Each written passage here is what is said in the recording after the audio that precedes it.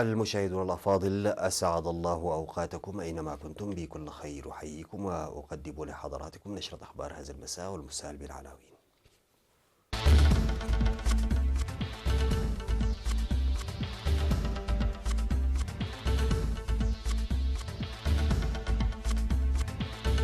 البلاد تحتفل بعيد الغطاس. حاكم إقليم شمال البحر الأحمر يلتقي مزارعي فرع. دورة تأهيلية في الآثار. انتهاء مؤتمر برلين بالاتفاق على احترام حظر إرسال الأسلحة إلى ليبيا. 4 قتلى في حريق أنبوب للنفط في نيجيريا. مواجهات بين متظاهرين وقوات الأمن في بغداد والسلطة في حالة شلل.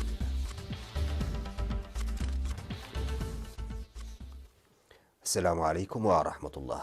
احتفلت البلاد اليوم 20 من يناير بعيد الغطاس، وفي أسمرها جرى الاحتفال بساحة الفاتح من سبتمبر بحضور لفيف من مسؤولي الحكومة والبطاركة والقساوسة وآلاف المواطنين. وقدم مسؤول الدعوة الإنجيلية بالكنيسة الأرثوذكسية الإريترية الأستاذ سمعون بينه توضيحا بشأن المناسبة، ومجد الشهداء لتضحياتهم التي مكنت الشعب من الاحتفال بأعياده في سلام ووئام، كما تمنى الشفاء للمرضى في بيوتهم وزوال معاناة الإريتريين في اللجوء، وقدم أمنياته الطيبة لإريتريا وشعبها وكذا القائمين على حراسة البلاد والعاملين في التنمية. وقام راعي الكنيسة الأرثوذكسية نيافة الأنبا بطرس وسكرتير مجلس البطاركة نيافة الأنبا لوقاس بصحبة القساوسة والكهنة بمباركة مياه القطاس ورشها على المحتفلين.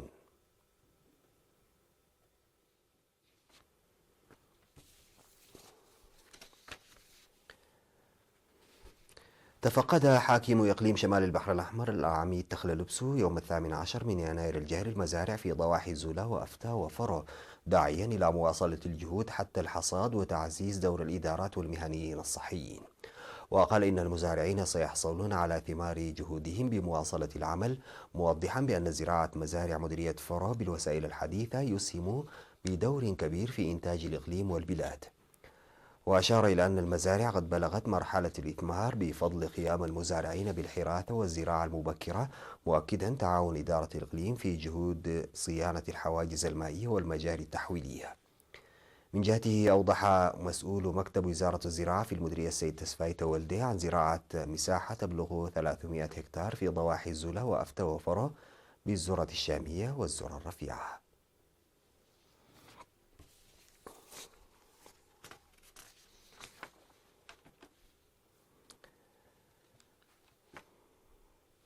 قام أعضاء الجمعية التعاونية الفرقتين 16 و70 العسكريتين في 18 و19 من يناير الجاري بزيارة تفقدية إلى إقليم شمال البحر الأحمر تحت شعار هدفنا هو الوحدة بالصمود على قسم الشهداء.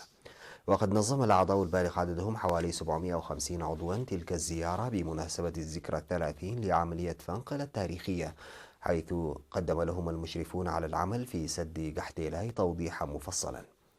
وشجع الزوار العاملين في السدة بالتبرع لهم بعدد من المواشي. وفي اللقاء الذي أجراه رئيس الجمعية التعاونية للفرقتين 16 و70 العسكريتين المناضل عند برهان في السهية، قال إن الهدف الرئيسي من الرحلة هو تفقد البرامج التنموية الجارية عن كثب وتشجيع الناشطين في المهام التنموية. من جهته أوضح المشرف على أعمال تشييد سد قحطيلاي المهندس دانييل مبراهتو البنى التحتية وأهمية السد والبرامج المستقبلية، مشيرا إلى تنفيذ المهام بالتعاون بين شركة البحر الأحمر للإنشاءات العامة والتنموية ووحدات قوات الدفاع، حيث وصل السد إلى مرحلة مبشرة باكتمال المشاريع الصغيرة المرتبطة به. وقد أجرى الزوار حملة نظافة في مقبرة الشهداء بمصوع ووضع الأكاليل على نصب الشهداء بطوالوت. وفي اليوم الثاني من زيارتهم قاموا بجولة تفقدية في شواطئ البحر الأحمر ابتداء من معسكر قدم للقوات البحرية. وقال المشاركون في الآراء التي أدلوا بها بعد أن أشادوا بالأنشطة التنموية الجارية بالقدرات الذاتية إن مثل هذه الزيارات لها أهمية كبيرة، مناشدين الشباب بتنظيم زيارات مماثلة عبر مجموعات.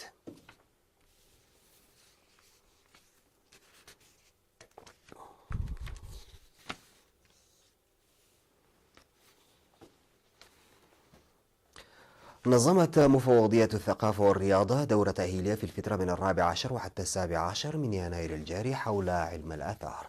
شارك في الدورة التأهيلية 65 من أعضاء المفوضية العاملين في هذا المجال والمؤسسات الثقافية، وذلك ضمن مشروع أدوليس لعام 2020 وتحت إشراف الخبراء الإريتريين والإيطاليين.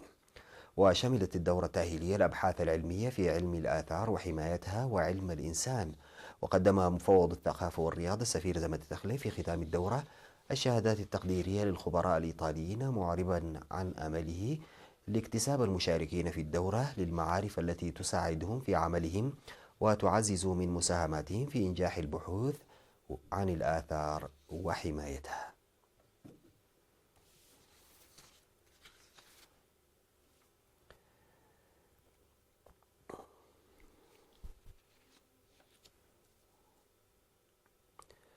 يقوم سكان بلدة صورونة بنفير نظافة بالتعاون مع أعضاء وزارة الصحة والإدارة والجهات الأخرى، ويشمل النفير دفن أماكن تكاثر البعوض وإزالة النفايات وصيانة الطريق.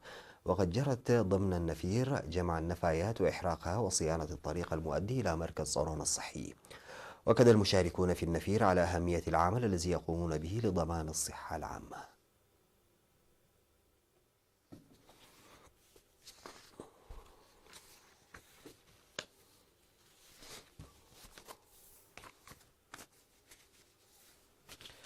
نتوقف سادتي مع فاصل ومن ثم نعود لمواصلة الأخبار.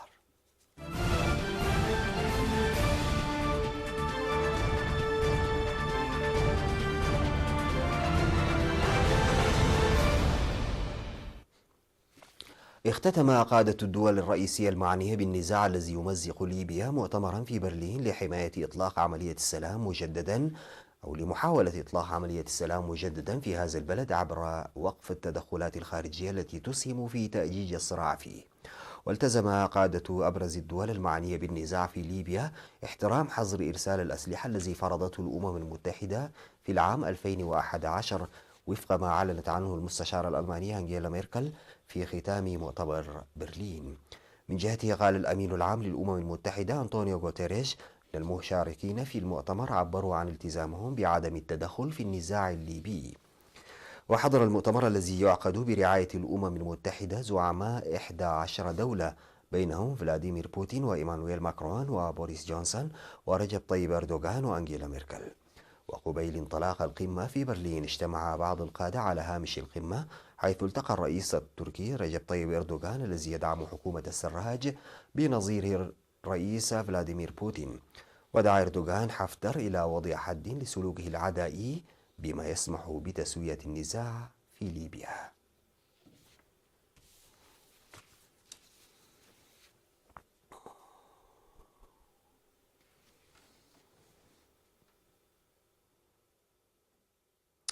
قتل 4 أشخاص واحترق عدد من المحلات التجارية والآليات في حريق أنبوب للنفط هاجمه لصوص محروقات بالقرب من مدينة لاغوس وفق إفادات أجهزة الطوارئ المحلية. وقال منسق الوكالة الوطنية لإدارة الحالات الطارئة في المنطقة إبراهيم فارنيلوي لوكالة فرانس بريس أنه تم العثور على جثث رجلين وامرأة وابنها في مكان الحريق. وأضاف أن العديد من المباني والمحلات التجارية وبعض الآليات دمرت.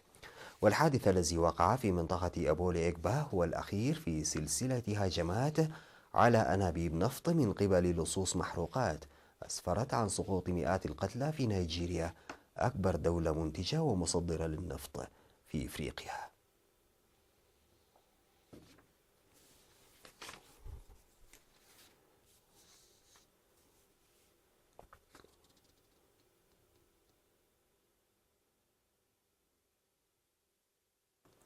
يخوض آلاف المتظاهرين المناهضين للحكومة عمليات كر وفر مع القوات الأمنية في محاولة لقطع الطرق في بغداد مع انتهاء مهلة كانوا قد حددوها للسلطات لتنفيذ إصلاحات يطالبون بها منذ أكثر من 3 أشهر.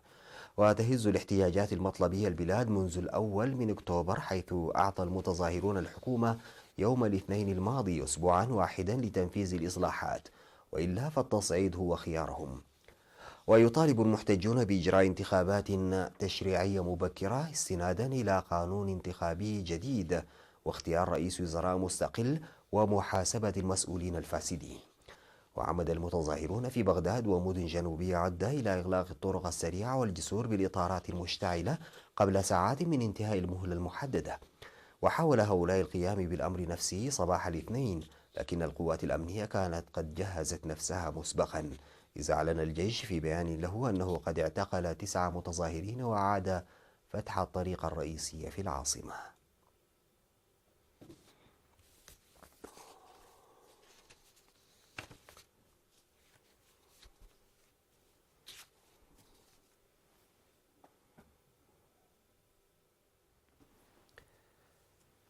نفذت شركة سبيس إكس التي يملكها الملياردير إيلون ماسك محاكاة لهبوط اضطراري ضمن اختبار لمنظومة الفصل في حالات الطوارئ لكبسولة غير مأهولة، وتعد هذه التجربة آخر المحطات الرئيسية على الطريق قبل أن تنقل الشركة رواد إدارة الفضاء والطيران الأمريكية ناسا إلى الفضاء انطلاقا من أراضي الولايات المتحدة. وبعد إطلاق كبسولة الفضاء كرو دراغون انفصلت بهدوء وسقطت من ارتفاع نحو 19 كيلومترا قبالة ساحل كيب كانيفرال في ولاية فلوريدا بعد نحو 8 دقائق. وفصلت الكبسولة نفسها عن صاروخ توقفت محركات دفعه على نحو يحاكي فشل تجربة إطلاق. وفي اختبار أساسي للقدرة على نقل البشر، تختبر سبيس إكس أيضا استجابة فرقها للإنقاذ بعد سقوط الكبسولة كرو دراغون، حيث يعتبر ذلك جزءا أساسيا من اختبار القيام بعملية إنقاذ بهدف إعادة رواد الفضاء الموجودين في الكبسولة.